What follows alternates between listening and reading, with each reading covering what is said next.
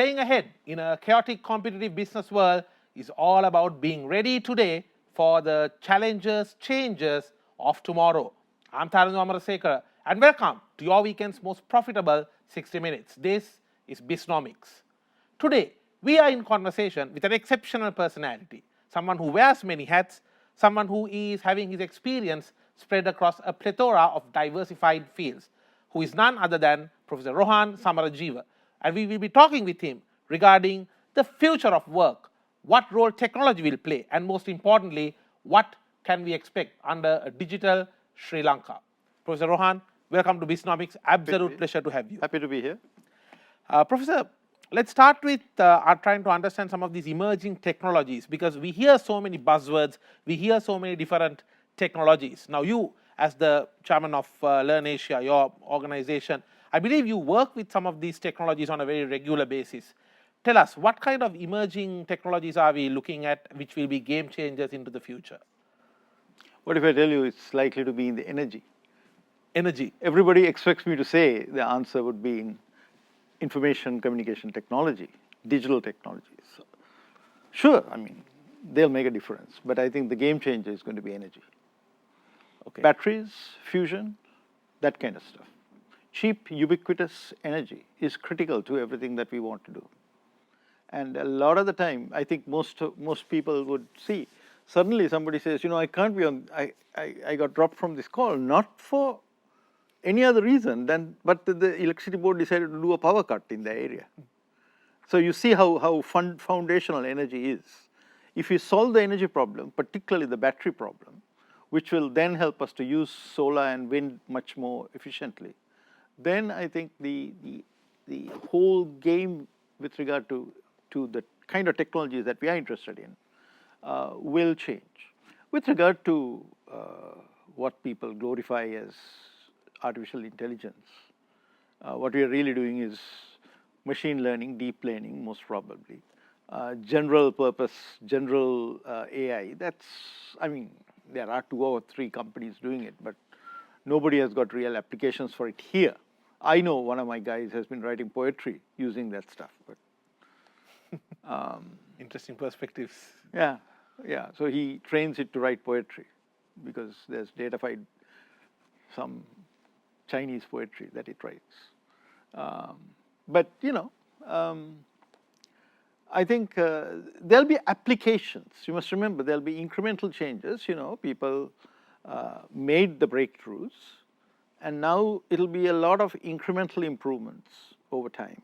And then we'll get to another breakthrough. Now, if I can tell you what that breakthrough is going to be, I'd be a rich man, no? And I won't be sitting here. Professor, since you mentioned about energy, do you also see, and we are talking about technology as well, and we both know that technology relies heavily on microchips.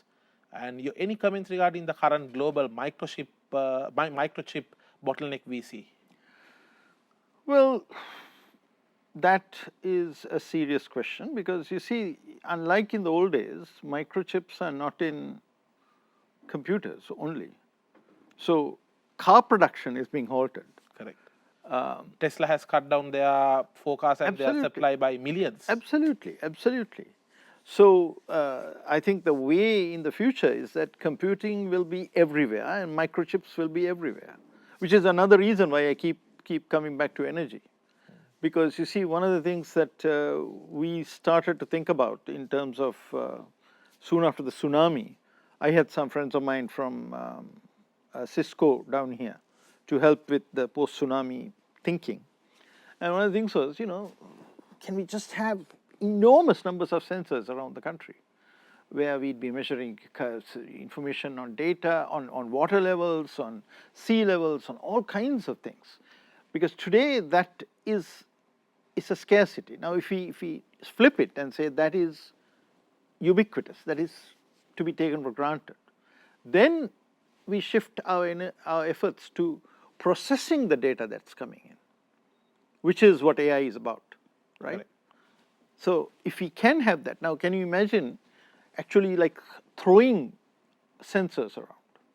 But Professor, we we can already don't you think to a certain extent that the sensors have become ubiquitous, because we are looking at a world with more than about 1 trillion sensors. So that's in the books you read and the magazines you read. Tell me how many sensors I've got on the Mahavali River. That's what I'm interested in. True. I'm interested in predicting. Actually, now there's going to be a project where deep learning will be applied to looking at flood levels on the Kalu and Kalni rivers, and then hopefully later. One of the constraints now is we don't have enough sensors, right? If you have massive data streams, Correct. real time coming in, then it's much easier to train the AI.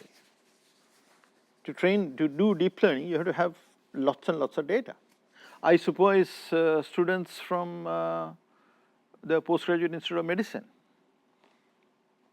they are making do with small amounts of data, when in fact they should be having thousands and thousands of plates of medical images that have been captured from various diseases, but they don't have it. Understood. Professor, when we talk about in comparison to rest of Asia, where do you see Sri Lanka standing in terms of technology adoption, and what has contributed to that? For a long time, we used to brag about the fact that we were ahead of everybody else in South Asia. I think those days are gone. I think we are behind almost everybody. The World Intellectual Property Organization, in collaboration with Cornell, does something called the Global Innovation Index. And the latest issue just came out last month, 2011. Sri Lanka's position is 95th. Just to give you a sense of perspective, Kenya is 85th. Some country called Cabo Verde, right, which is I'm hearing for the first time. there you go, is 89, ahead of us, right? In our region, if we include, which for their purposes, they have included the stans, because if you sort of slice the map, Yeah. Uzbekistan and so on, they're all ahead of us. India is way ahead of us, right? India and Vietnam are punching above their weight, according to this report, and Sri Lanka is punching below its weight. Where is India, in fact? India is way ahead. 56 or 55? 44. 44. India is 44. Vietnam is the winner, I mean, from my perspective. They were, in 2012, they were 76th. Now they are 44th, Wow.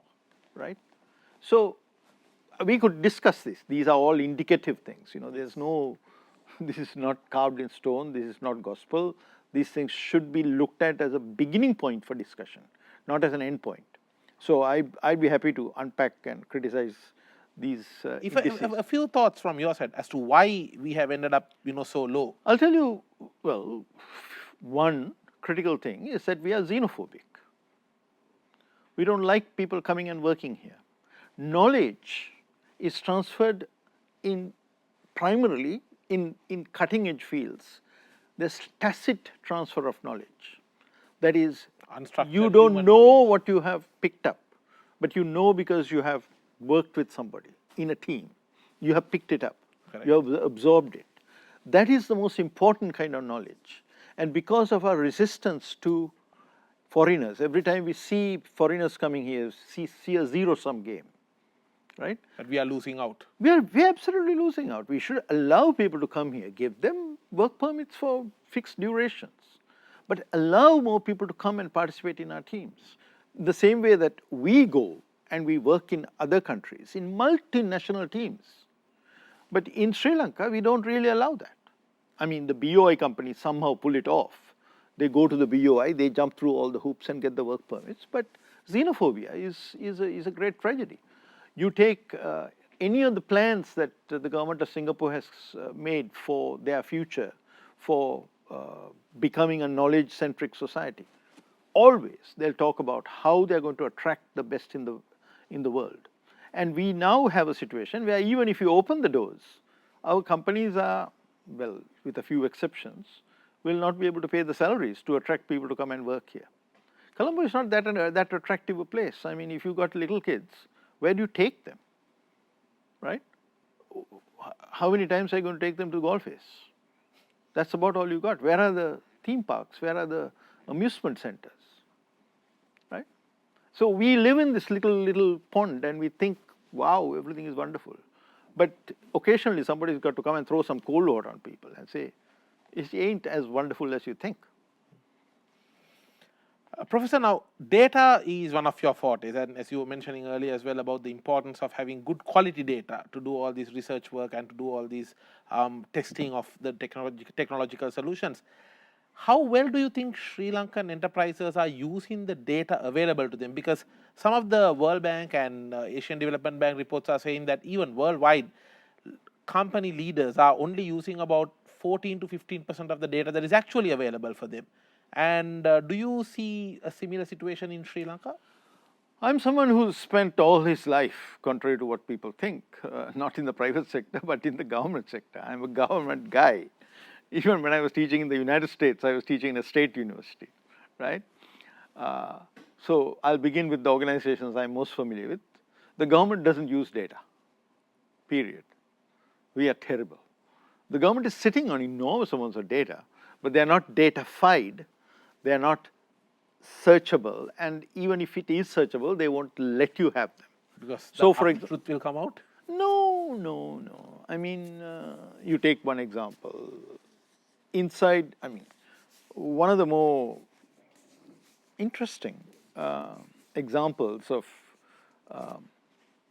sort of thinking about informatics and so on has been the medical sector, particularly the government medical sector. I would say that the government hospitals are in some senses ahead of the private hospitals in this country in terms of using technology and using data. But the proprietary attitudes, the hostility to openness and sharing that you have among many people. So, epidemiology unit doesn't share with Family Practice Bureau. Family Practice Bureau doesn't share with Health Promotion Bureau. Health Promotion Bureau doesn't share with the malaria guys. So huge amount of waste and duplication is going on because they don't have that culture which says, just let it go, right? I mean, have some safeguards for privacy, but let it go. Let other people in the organization play around with it and use it. Now I'll come to the private sector. I would say that companies, particularly the big conglomerates, have started putting significant resources. I can remember getting some calls from the largest conglomerate in the country that everybody knows, because they were scaling up on data scientists. They wanted to hit 50 or 60, and they were actually having trouble hiring people. They wanted my advice, and I helped them. They probably are using their internal data quite well. Quite well means relatively well. But there are two ways of doing it, right? One is that you hire a consultant to come and analyze your churn patterns and tell you who's going to churn out and who are you likely to hold, and do some A/B testing and so on and so forth. That's pretty elementary stuff. And most of it is done by consultants who come and run the thing for you, give you a report, and they'll leave, and after that you have to hire them all over again. Now, what we need is, we need people sitting here inside these organizations, dedicated teams saying, how can we do more with the data that we have? But now comes the second question. By definition, a private company doesn't have the full slice of society, because unless it's a monopoly, it's got a slice. Now, how do they look at the people who have chosen not to be their customers, the people who are their prospective customers? What data do they have about them? That's tough. There, they have to look for government data, but government data isn't easily available, right? Agreed. So it's thinking in those terms. You don't expand by just massaging your internal data endlessly. You need to get new customers. You need to get new business, right? That's, I think, the real challenge for the private sector in this country. Some interesting thoughts there, Professor. Stay tuned. We will be back after this short break. This is BISNOMICS.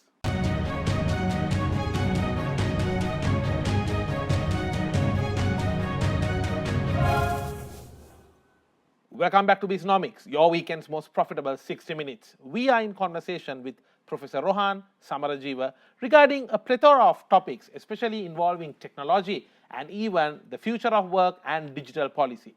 Professor, now the future of work. I know this is once again an area of work which you and your team have been heavily involved in, looking into the future. What kind of workplaces we will be having? And in your view, from your experience and what you see, from the different job roles to the skills and even the different policies which are needed, what kind of a future are we looking at in our workplaces and what's the journey ahead? Well, it all depends on what kinds of workplaces they are. So it won't be the same for a place that is assembling motor vehicles or sewing clothes as it is for a consulting shop. So let's look at the more knowledge intensive, more service sector For sure. kinds of things rather than the conventional manufacturing operations. There, I think what we can expect is not going back to where we were, where people were paid by the time they spent in the office. Clock in, And they were clock out. rewarded on that basis. They will be rewarded based on performance, on output, and it will be hybrid. Why I say hybrid is I don't think that this work from home 100% is viable either, because as I said earlier, tacit knowledge, serendipity is important. Now, there's a whole literature, there's a lot of, how would I say, anecdotal evidence of the value of coffee, of water cooler conversations, as they say in the US. That you go to the water cooler and you talk to somebody who's also come for water from a completely different division, and suddenly something clicks and you go back and the light bulb has gone and you have got a breakthrough in your thinking. Now, people have studied it and they really don't have a lot of supporting evidence for this, but I would still argue that particularly at a time like this where interdisciplinarity is important, that people cannot be in their little silos, then to have some interactions, it's quite difficult to have those interactions in these virtual environments.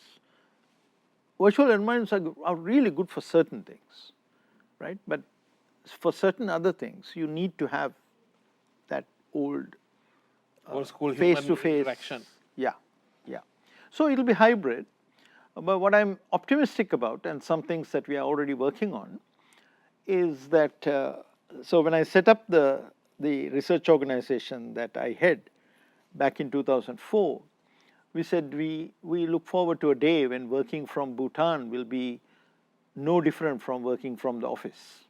And we have come close to that. I mean, we haven't tried it from Bhutan, but we have tried it from various other places and it's working. But we also find that every 6 months or so, it would be nice to get everybody back and sort of have them sort of roll around in close proximity to each other for 2-3 weeks. Correct. And then go back to Bhutan or wherever they want to live. So I think it's this hybrid solutions. And also, one of the key things that a lot of people don't understand is that one reason why we reward people based on time is because that's a very objective, easy to measure metric. Output, on the other hand, particularly creative output, is not easy to measure, right? Is that a really creative idea which is 10 times better than that other creative idea that somebody else came up with? That's the problem. I mean, it's an idea. Yes. If ideas are a unit, you can measure ideas and say, hey, that fellow produced 10 ideas, this fellow produced 5, let's give him double the salary increase. But how good were those ideas? How impactful? That's the question. So those things we are working on. Now, we had done 360 reviews and so on. In my organization, we never had clock-in times, never had clock-out times. Everybody had their own keys. They could come in and out of whenever they wanted, because that was my university culture. I mean, in the US universities, you don't have clock-in, clock-out. They say, You can work for as little time as you want or work for as long as you want. I've had my car ticketed at 3 in the morning. 3 in the morning, I've had people try to impound my car because I was working in my office at 3 in the morning. That's what that flexibility actually meant, you know. Professor Rohan, now since you mentioned about work from home, now we are in a bit of a midway situation where companies are saying, look, you know what, you can come back to office. But at the same time, we see some people who have got quite used to and comfortable with work from home. In fact, in the US, more millennials and more employees are quitting their jobs if they're asked to come to work, because they prefer to work from home and or they find another job. In your view, what kind of implication does this have on the CEOs? You are wanting your employees to come back, but more employees are also showing that they are happy to work from home. How do you really balance this situation? Well, I mean, the mix will be different in different sectors. It'll be different depending on the people, because we are all idiosyncratic human beings, unique in our own ways. We have introverts, we have extroverts, etc., etc. A CEO is not somebody who just takes a poll and does the most popular thing. The CEO has to lead. Absolutely. So the CEO will have to come up, but I don't think that if the CEO is but to say that the CEO has to lead doesn't mean that he becomes a dictator and she says, you are all coming back to, I mean, I think you know, they tried it in Yahoo, right? Where they told everybody, you come back to work and you have regular hours. How's Yahoo been doing recently?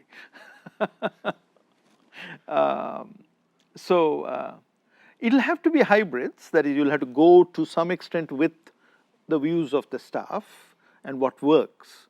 But I don't think it should be either one or the other. You know, you can all work from home because you guys want to, or you can all work from the office because I want you to. No, I think it'll have to be some midway point, and that midway point will be different from company to company.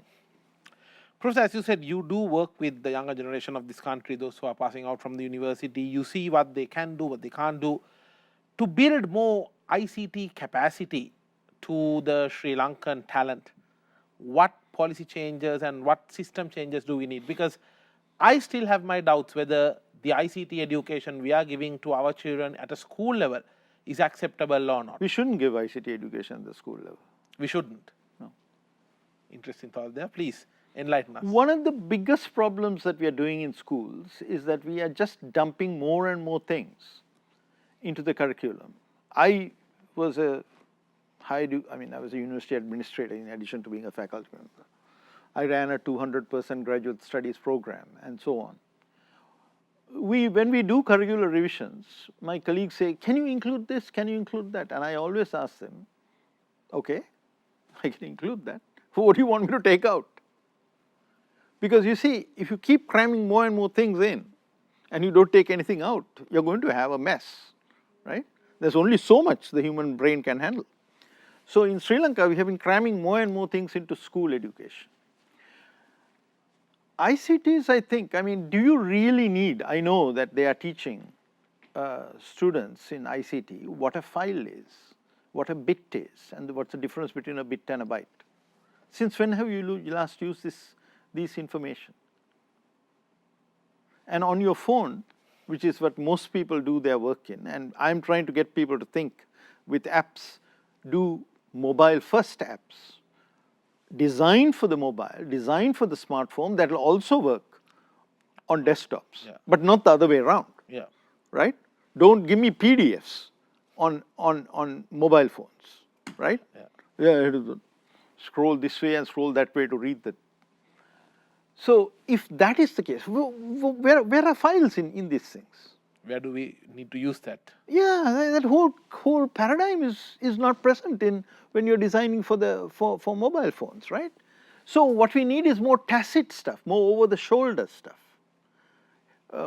My grandchildren, I think, are figuring out more about computing than anybody in school can teach them. They should be taught critical thinking skills. They should be taught about how to communicate, how to get along with their fellow students, many other things that they should be. But even those, they shouldn't be taught. They should experience them, right? So let's forget about schools. What do I know about schools anyway? higher education, that's been my game. That's what I've spent most of my life thinking, doing, working in. I don't think the whole idea of, well, before I come to Sri Lanka, anywhere in the world, the cutting edge research is done in industry, not in universities. That's the truth. It may not be pleasant, but that's the truth, right? Particularly in applied areas, engineering faculties and so on, we are always running behind industry to get the newest technology, to get the newest generation equipment, because our stuff is already obsolete. Now, on the other hand, abstract thinking, theorizing, all that university is good at. But this kind of things that we are talking about, like deep learning, machine learning, the cutting edge work is happening somewhere else. So I think that in countries like ours, where in particular teachers, the university faculty, don't have enough time and don't have enough incentives, and perhaps even don't have even adequate facilities to really up their game, to keep improving themselves, to going and spending 2 years in a cutting edge industry firm and then coming back to teach. If they don't have that, then I think the best solution would be to have hybrid forms of learning, which are even being tried out here in Sri Lanka, where instead of teaching about certain kinds of computer networking, you follow the Cisco networking academy programs. In the university, in a state university in Sri Lanka, this is being done. Brilliant. I think that's better, because that material is designed by people who are at the cutting edge, who are designing the equipment, and they keep updating their material. So they can use it without any payment. Now, the catch, it's only when it comes to certification that money is an issue. So what our guys do is they follow that curriculum, they serve as coaches to the students, and then when it comes to certification, the students can, if they want, go pay the money and get the certificates from Cisco, or they can write the university exams here and get the certificate from the university. Now that's a nice hybrid model. Without criticizing, I'm showing what can be done. Now, is there a possibility that for certain people who meet a certain threshold, part of their tuition package covers the cost of getting Cisco certification, or whatever, Udacity, or IBM certification, or whatever. A lot of these courses, you can take the course. Yes. It's just a certificate, the credential that you can't get. At a certain point, if you meet a certain threshold, perhaps the university or the so-called free education system can pick up the costs of them getting that certification. Now we'll have world-class education. Otherwise, we'll be teaching what people studied in university 10 years ago. Who wants that? So that's not 10 years ago, that's like half a century ago in real terms. So what you're saying is start providing that tech education from the university level. And hybrid. And do it hybrid. Use Udacity, use Coursera for data communication work in my organization. We actually encourage people, I mean, they seem to be, for some reason, doing mostly Johns Hopkins courses, but Johns Hopkins, Coursera, those kinds of things, we even sometimes pay their fees. People whose time we have bought, right? But 25% of their time is spent on learning, and we think that's a good investment for us as well. Understood. And do you see the talent of Sri Lanka having that attitude of wanting to learn something new? Or do we have a problem there as well? I don't think there's anything called the talent in Sri Lanka. That's a generalization that is unsupportable. It's a bell curve. There'll be a few people who are extraordinarily good, flexible learners, who've got the right attitudes, who've from their childhood have had certain kinds of orientations. They'll learn, they'll prosper, they'll reinvent themselves every few years, wherever they are. There'll be others who'll say, I've got my education, I've got a degree, now you owe me a job. And I'll clock in and clock out, and I'll do what you want me to do. I've had people who've come to my organization, and they want us to tell them what they want what we want them to do. We are not going to tell them. That's not what we are about. We are a creative shop. They've got to tell us what they want to do. You brought them in so that they can tell you what to do. Right, right. We are not in the business of, telling people what they have to do. We can just give this is the project, yeah. Now you do it. And if you want some resources, talk to us. But we are not going to be sitting behind you and saying, do that, do this. That's what Google says, that the worst thing you can do with smart people is telling them what to do. Right. Some interesting thoughts there, Professor. Stay tuned. We will be back after this short break. This is BISNOMICS.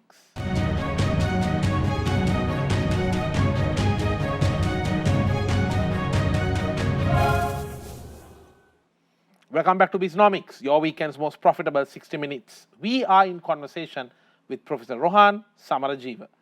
Professor, now let's talk about the general business policies taken by this country, the government. Not only this government, we are talking about successive governments from different political parties that we've been having. Now, we hear about so much of complaints and, to be very honest, the current conundrums which we face due to bad policy decisions. Is it a case that our business policy or the government enterprise policy decision-making approach is broken by itself? Do you see that as a problem? It's broken. It's seriously broken. You see, the purpose of a policy, you have to begin from that. In a society, particularly in a complex society where there are multiple actors, so there are government actors, and the government actors are not all in sync. So there are some who are managing monetary policy, some who are managing government spending, some who are doing regulation, and so on. And so there are multiple government actors, state actors. Then you have lots and lots of private sector actors, each, again, not coordinated, different points of the value chain, competing with each other, cooperating with each other, and so on. And then you also have consumers, who are quite extraordinarily important in most sectors. Now, all these people need to have some certainty as to how they can plan their lives, how they can plan their investments, plan their human resource policies. Some of these things take, you start today, you see the results 3-4 years down the road. So in order to do that, you have to have some certainty. Now, that's the purpose of policy. We seem to not understand that that's the purpose of policy, right? So if that is the purpose of policy, we should do state of the art, the best possible knowledge should be brought to bear on it. Then we should consult broadly to make sure that all these different actors feel that their views have been taken into account, and then we should communicate this effectively. And then we shouldn't change it all the time. We should change, do recalibrations, do small changes, but not keep changing it, like a yo-yo. Complete diametrical reverses shouldn't be done. Because then there's fellows who have invested in human resources for one kind of thing, suddenly, oh my God, that's gone. Now, I do realize that at a certain point, like 1977, when the government changed and we could see that the closed economy policies were absolute failure, that a significant proportion of our population was suffering from malnourishment, that cases of marasmus and kwashiorkor were visible in the children of this country. You realize you can't go on like that. You have to make it. So that's a big change. But if you keep making big changes all the time, nobody will know what they're doing. Then people will get oriented to the short-term deals and transactions. And then we won't have any long-term developments and long-term investments in the country. So very serious problem, because I could even turn around and say there doesn't seem to be any policy consistency in this country. Even in any area. Change, you're back to normal, back to square one. Yeah, so we just got a whole series of just careening from here to there to there. And there is this unfortunate tendency now in our country to think that, election manifestos somehow are policy documents when they can't be. So in many cases, you do a policy change and you say, oh, we said that in the manifesto. But you said 200 other things in the manifesto that you're not implementing. Why only this? And who did you consult to get to that position? That was done in smoke-filled rooms in the back back rooms of your political party? How did we suddenly get tied up with that one? So that's a real tragedy. And Professor, agriculture being one area that you are deeply interested in as well, this is being spoken about a lot, but your thoughts on the sudden shift towards organic? Well, this country has something called the National Agricultural Policy. Is it getting No, action? no. It was it was worked up by a large number of highly competent people, consulted, etc., and approved by cabinet. April 28th, there comes a cabinet paper that is completely contrary to the National Agricultural Policy.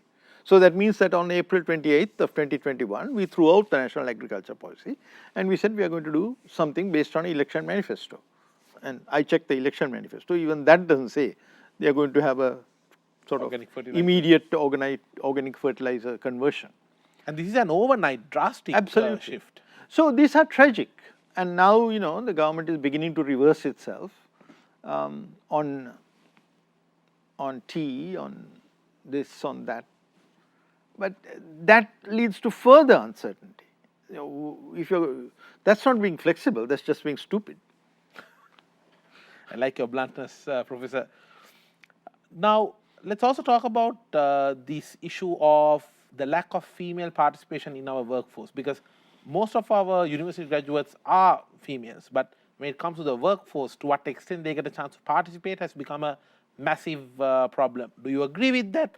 And do you think we can do more to get more women involved, especially in the tech sector? Let's unpack your statement. Most of the people in the universities are women. Let's unpack that. That's not true right across the board, is it? You could say that in the arts faculties, as they are commonly known here, there will be social science and humanities in most other countries. Sure, that's 80, maybe even 90%. You have a situation where people who are given university admission don't even turn up. They get admission, but they won't even turn up, particularly in the science faculties. So again, the men will say this is not going to really yield us a good livelihood, and it will be a whole series of protests and delays and cancellations and so on and so forth. Why bother with it? Some of the best people I've hired from the Sri Lankan system have been people who've been parallel trekking, who's done CIMA and CFA and so on, while also doing a computer science degree at a Sri Lankan university. Their brain power was such that they could easily accommodate 2 or 3 of these and do well in all of them. So that's the males. Now the women, I'm not saying this as anything negative about women, but it's the expectations and the acculturation that they have gone through. They want stability, or their parents want stability, one could say. So they tend to be here, and now you begin to see that the intake to government services, even to the administrative service, is now mostly women. I'm not saying there's anything wrong with that, but in the same way that I see any sector of society where less than 1/3 are women, I think there's a problem that one should talk about. I would say that any sector of society where there's less than 1/3 men, there's a problem we should talk about. Right? I'm not for 50-50, but I'm saying about 1/3. Below that is some kind of area for discussion, something worth talking about and doing something about. But what I find, now I'll move directly to computer science, where computer science, engineering, still huge male participation, but still significant female participation. What happens is that they will even go into the entry-level jobs. So if you go to the big IT firms where they have hundreds and hundreds of software engineers, you look at the lower levels, there'll be a lot of women. But as you go up, less women. Is it because they can't get promoted? No, it's because they get married and they have children and they leave. They leave either to Australia or some other place, or they just leave and stay at home. And so the short answer I would give is, if you can create a situation where both fathers and mothers are responsible for the care of their children, and we provide the childcare, the the creches, the facilities needed to look after children in a proper way, then we are likely to be able to hold on to more women in the workforce. Some very interesting thoughts there. Professor, let's talk about digital citizenship. There's a lot of talk about digital identities, there's discussions about digital record keeping. What exactly is digital citizenship about, and what are the benefits of it and the challenges of it that you see? Well, let's look at the word citizenship. Where does it come from? What is its root? City. People living in close proximity to each other with the attendant good things of being in close proximity to each other and the attendant bad things. In economics, we call these positive externalities and negative externalities. Example of positive externality is there's more jobs, the rumor mill is stronger, and there's more mobility in a city environment than in a village or sparsely populated, people spread out environment. An example of negative externality is disease. Always people in cities were worried about infecting each other. It's the same way that we are worried about infecting each other today, right? And Professor, we are looking at a world where by 2050 around 80% of global population will be in cities. We hope. It may not necessarily happen because of what's happening now, right? So citizenship is about being together and having common rules by which you're bound. Rules means obligations, duties, as well as rights. So we can expect good behavior from others in that city, but we also are expected to have certain kinds of good behavior and to avoid certain bad behaviors. If you've got a house in the middle of nowhere with nobody within sight, there are many things that you can do that you can't do in a city, right? So citizenship is that. Now the minute you start putting digital citizenship, I ask, what are we talking about, right? What are we talking about? Are we talking about people having the benefits of citizenship that have evolved over time, which is that if you're a citizen of a European country within the European Union, you have access to a pretty strong social safety net.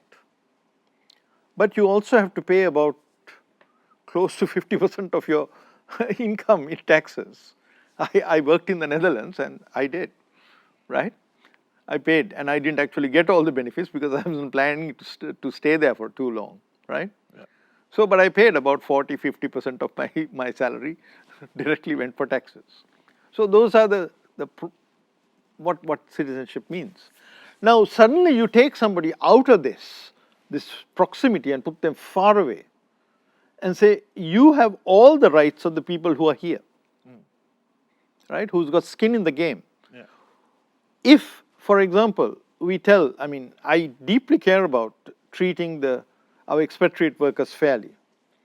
But if we say that people outside the country should have the same right to influence public policy and politics in Sri Lanka as the people who are here, I think we have a bit of a problem. Because here we have to directly suffer the consequences of bad politics and bad public policy. While they can be safe.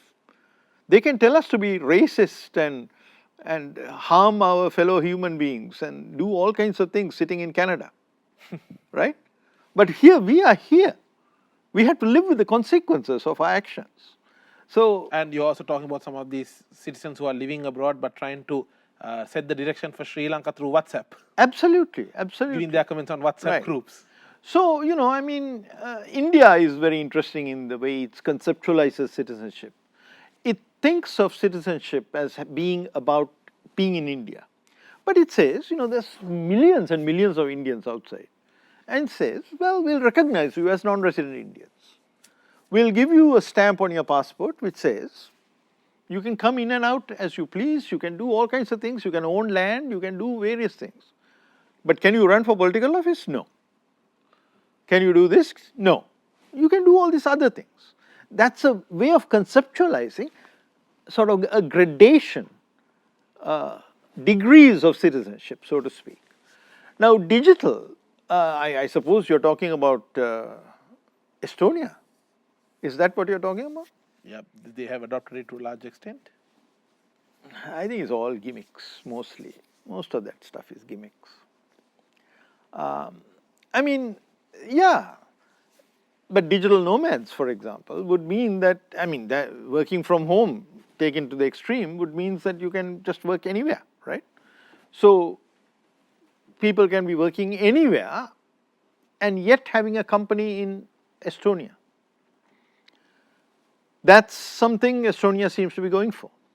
Is that something Sri Lanka can go for? Our company registration is so Byzantinely complex. I don't know. Why would anybody want to do that? Well, So we are a long way off from that in your view. yeah, I don't think it's very serious. Professor Rohan Samarajiva, thank you so much for joining us today and sharing your insights with us. You have, let me say this, very interesting perspectives towards most of the common topics and the problems we see, and that's interesting. That's what makes everything very colorful, our respect for the diversities that we hold for each other. Thank you so much for joining us, and keep up the good work you are doing, and may you continue to inspire more people, and may you continue to impress more people to think differently. That's my wish for you. Thank you. Thank you. With that, we wrap up today's episode of BISNOMICS. This is your weekend's most profitable 60 minutes. I will see you with the next episode.